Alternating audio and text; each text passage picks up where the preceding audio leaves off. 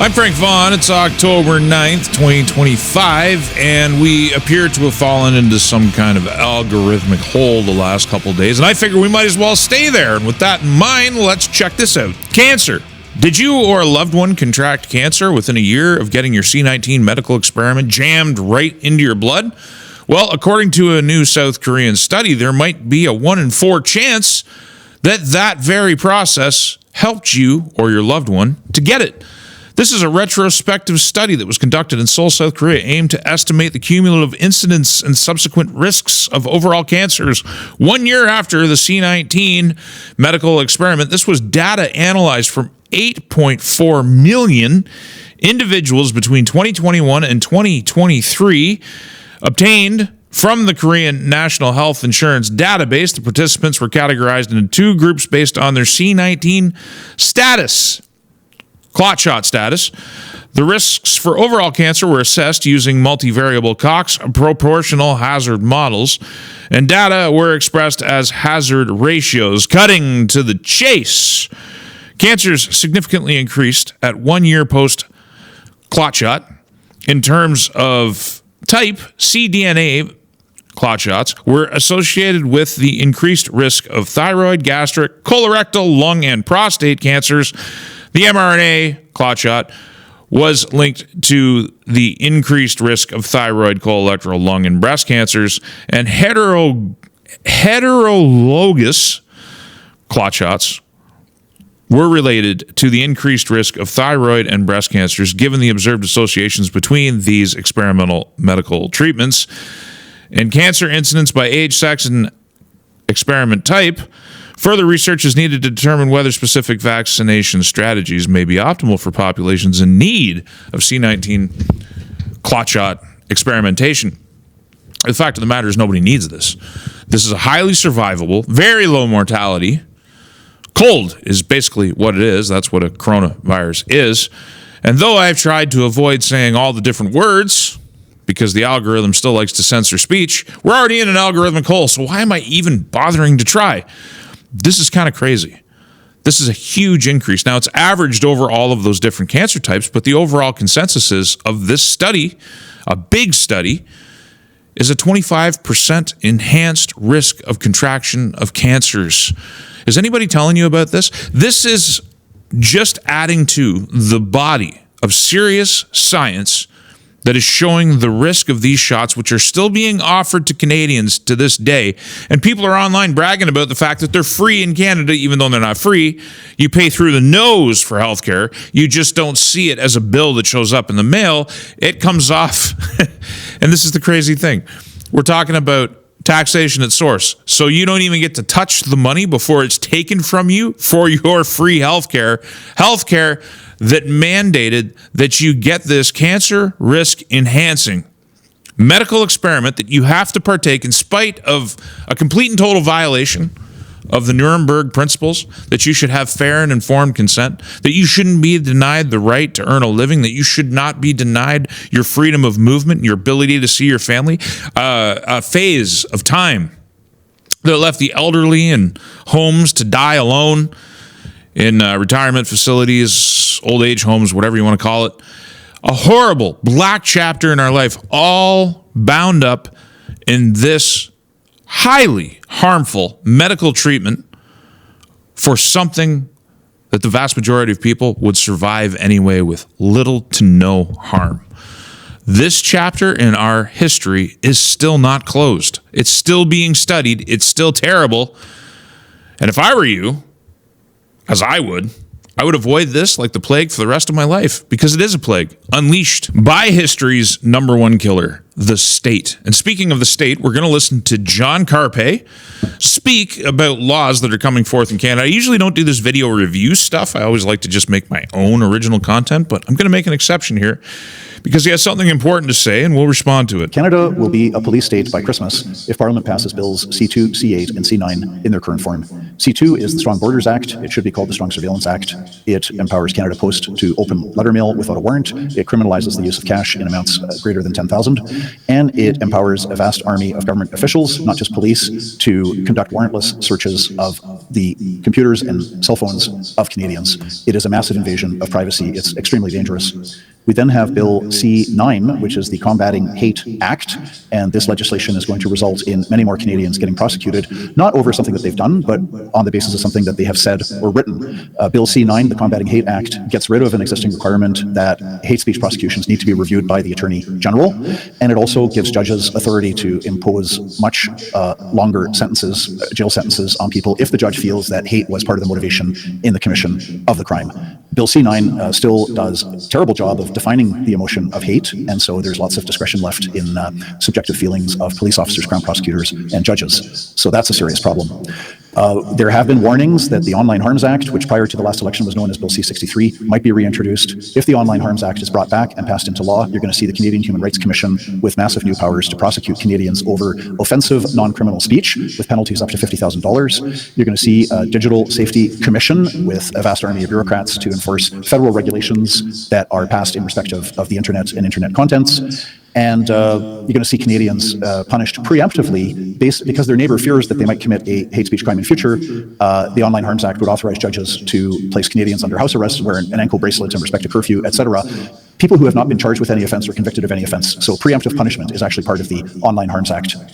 Now, last but that should scare everybody. Now, first off, I think that C-63 is being carved up and passed through Parliament as separate bills because it was too horrible to put it all into one package, and so they've broken it up. And that's kind of how I see C2, C8, and C9 as a broken up version of C-63, though I suppose they could bring it back and do whatever they want. It all depends on the NDP at this point, whether or not they're going to keep being the bootlickers of the Liberal Party or they're going to resummon their spirit of being a true opposition from the left for the liberal establishment. I mean, they couldn't have a clearer mission statement. They've got a central banker, a pure neoliberal, running this country through the Governor General's office without even bothering to pass a budget through Parliament. They have lots of meat on the bone to be an actual opposition party. And if they do that, they might grow from 7 seats back into what they once were. I wish they would wake up. But back to what John Carpe is saying of the Justice Center for Constitutional Freedom. If you want to look them up, just look up those terms, Justice Center of Constitutional Freedom, so you can read more about this from their perspective. The thing I want to focus on primarily is the pre-crime. That's kind of scary. That's the idea that because you're expressing views, and this is how it could be interpreted, you're expressing views in a way that is effective. So you're debating, you're making arguments online, you're making arguments on Facebook, you're making arguments on YouTube and Twitter that are effective, that are based in science, that are based in reality. And you're actually convincing people of the merit of your point of view. A judge could come along and say, you haven't engaged in hate speech yet, but we think you may bridge the gap between what you've been saying and potential for future hate speech. And because we think you could commit hate speech, we're going to punish you now. Pre-crime stuff, just like John says. That's a fact. That's reality. Now, he also mentioned, actually, I don't know if he mentioned it yet. Let's keep playing. But not least, currently before the House of Commons, we have Bill C-8, the Cybersecurity Act. This gives federal cabinet ministers the power to kick individual Canadians off the internet. The Cybersecurity Act also allows the government to acquire subscriber information and to designate any company as a designated operator, impose all kinds of rules on that company. It gives the cabinet ministers powers to demand information, which must be turned over, and provides for, expressly says there's no compensation to any Canadian individual or company that suffers losses because of a minister's order under this Cybersecurity Act. Administrative penalties for not complying with the minister's order up to $50,000 per day for individuals.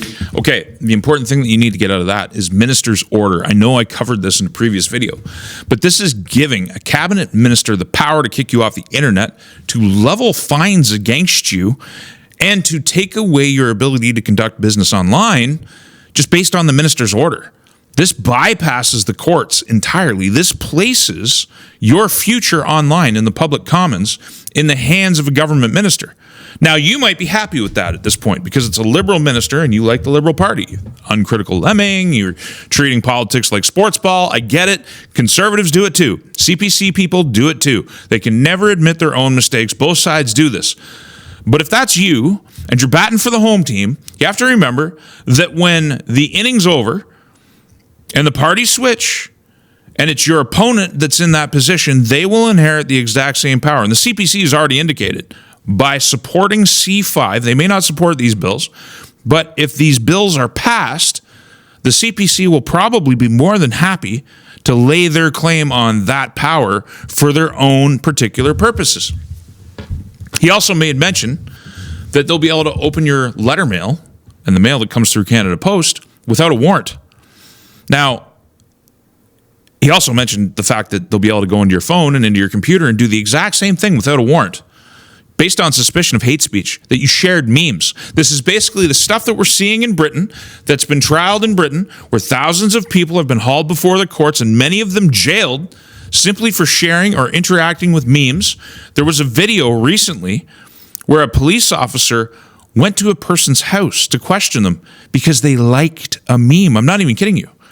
Britain's got crime out of control, and this is what they're doing with their policing resources, and this is the model that Mark Carney looks to. He looks to it because he ran the Bank of England. He wants to bring us closer to Europe. He wants us to integrate with Europe. And what is Europe doing but killing free speech? Also interfering with the internal elections of the member states that comprise the EU, to the point of banning opposition leaders, engaging in coups, and censoring political speech and parties across the board. Like, the EU's a nightmare. Britain's not even part of EU. Britain's the trial balloon for the EU and for Canada. They do the worst things there first, and they see how it goes, and then they export it to the world. And Mark Carney wants to bring that here. So sometimes when people commit a crime, it's necessary to search their devices. It's necessary to collect evidence. And so they go to a judge, and the judge issues a warrant if there's merit to the case. They want to do away with this.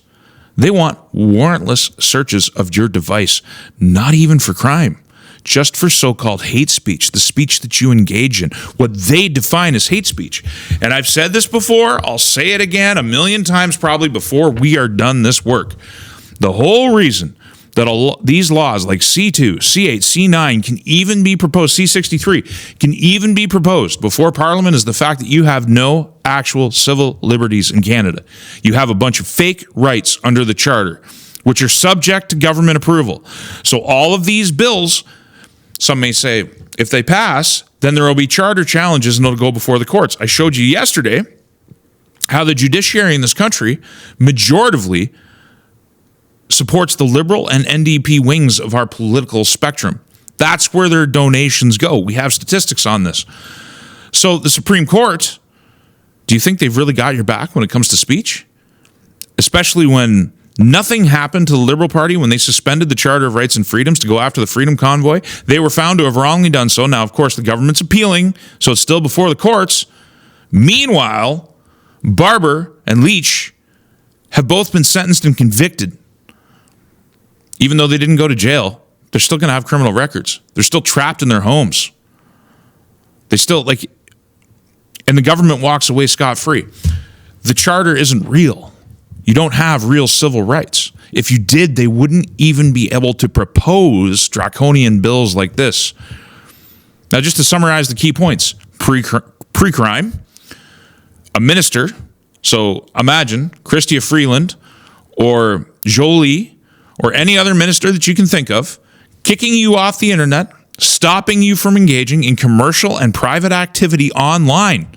You will not be able to interact with the world around you. There's no involvement of the courts. There's no judicial process. There might be police enforcement, but on the minister's command, that can happen to you.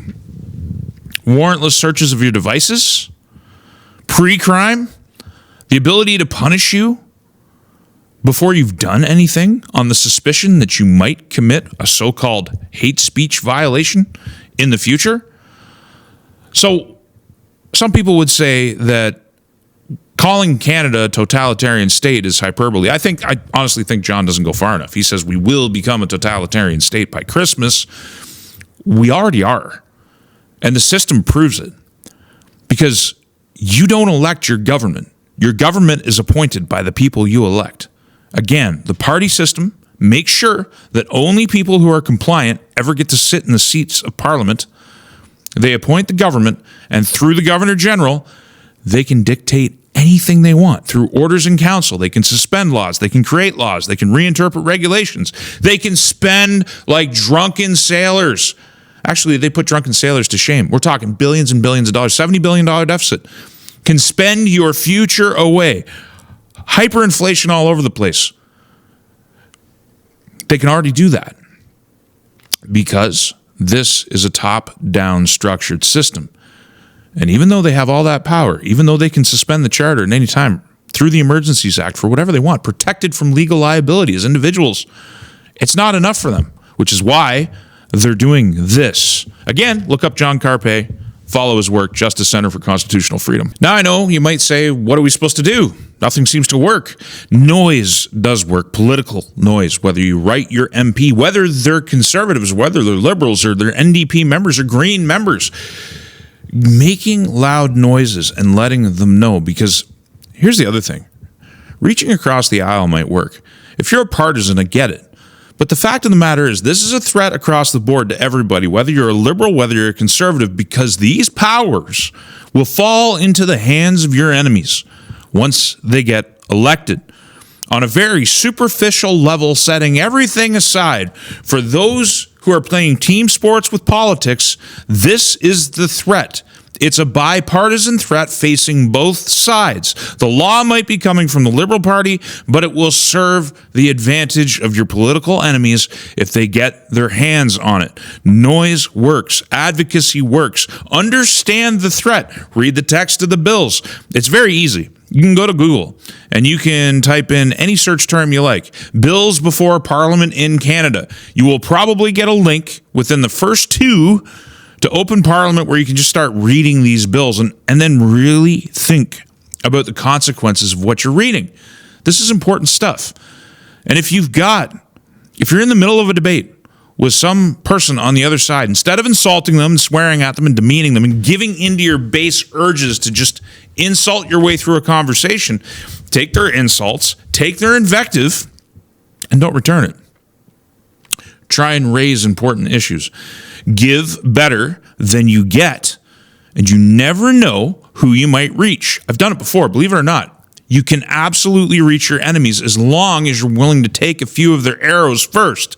Sometimes a demonstration of greater class than the person that you're opposed to is an effective way of opening them up to communication. This is important stuff. One of the things that I said in the last election, because people often said to me, I indicated that I was going to vote for the Conservative Party, and I kind of oscillated at different times because of various positions the Conservatives took, but in the end I did. And one of the reasons that I did was because I have this firm belief that under a conservative government, I have a reasonable expectation that I will retain my free speech and my ability to communicate, my ability to complain, and my ability to advocate. I actually thought that would be a thing. And then criminal justice reform was another reason. It was a very pragmatic vote. It's not actually my mission. I believe that Canada is a broken system. I think we need a new system. I think we need to, at the very least, open up the Constitution. But in reality, I think we're beyond that. My mainstay is provincial autonomy. I want to see Saskatchewan and I want to see Alberta. That's why I'm living here. I want to see them assert themselves as effectively as Quebec, even to the point of leaving the country. That's kind of where my hopes are, because I don't trust the federal government under any of these people. But I believed that if we had a conservative government, they would have an opportunity to do something different or prove that they were no different than the Liberals. And they needed that opportunity because right now 40% of the country is bound up in the Conservative Party of Canada in this, I would call it, false dichotomy. And we have to prove it's a false dichotomy, but we didn't do that. We elected another Liberal minority. And so we chug along doing the same thing that we've always done, which is basically failing, which is running record national debt, which is assaulting free speech, which is creating a top-down totalitarian state, further entrenching it. Because, like I say, the Governor General's office, with the government that's appointed by Parliament, it's effectively a totalitarian state already, with no civil rights and not even fake property rights. This is a bipartisan issue. If we don't have speech, if we don't have guaranteed access to the public commons, I mean, my God, Banning people from the internet in 2025? The inability to do banking online? Are you serious? And of course, the answer is yes, because these are the same people who took your bank account away with no legal pretext. There was no law. The government literally just, the cabinet, which is the government, not parliament, just called up the bank and said, I need you to shut down this person's bank account. And without a legal reference, the banks obeyed the command. That's the kind of people you got running things. And they want to codify that. They don't want to be faced with accusations of not having the law on their side next time. They want to make sure that they create the draconian laws so they have a better, firmer legal basis to satisfy the politics of messaging. But that's really the key point. There will be no messaging. There will be no opposition. There won't even be opposition on the rails. They will just come for every effective communicator. They'll shut them down and they will exclude them from society. They've already done it once before. 2021 was a trial run. And if you think it was bad then, wait until they're doing it when there's no crisis at all. That's what's coming down the pipes. That's what happens when you elect a central banker. That's what happens when you elect a fraudulent party that had a fraudulent leadership vote, which disenfranchised 250,000 people. What you think Canada hasn't been for a long time. But the ability to communicate that message is one of the last things we've got going for us.